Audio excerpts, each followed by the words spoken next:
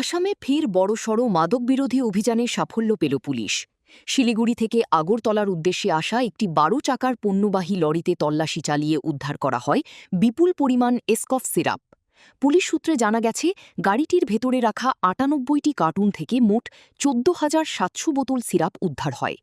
ঘটনার পরই লরির চালককে তথা পাঞ্জাবের এক যুবককে আটক করে জিজ্ঞাসাবাদ শুরু করে পুলিশ। চালক প্রাথমিকভাবে দাবি করেন, ১,৮০,০০০ টাকা ভাড়ার বিনিময়ে তিনি আলু পরিবহনের কাজ নিয়ে ত্রিপুরার উদ্দেশ্যে রওনা হয়েছিলেন।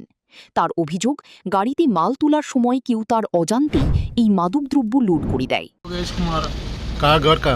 पंजाब। इधर क्या सामान लेके आया? आलू लेके आ रहा था। कहाँ से लेके आया?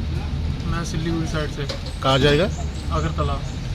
और उसका अंदर क्या कुछ चीज़ें क्या जो भी माल निकला है उस चीज़ का मेरे को तो पता नहीं है क्या है क्या ये? है, लोडिंग के टाइम क्या डला क्या नहीं।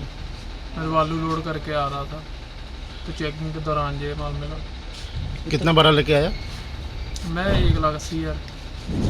চালকের বক্তব্য খতিয়ে দেখছে তদন্তকারী সংস্থা। কোথা থেকে এই বিপুল পরিমাণ কফ সিরাপ আনা হচ্ছিল, কারা এর সঙ্গে জড়িত এবং এর গন্তব্য কোথায় ছিল তা জানতে তদন্ত শুরু করেছে আসাম পুলিশ। এই মাদক পচারে ত্রিপুরার বড় মাপের মাদক পাচারকারীরা জড়িত রয়েছেন বলে ধারণা করা হচ্ছে। Bureau report, news now.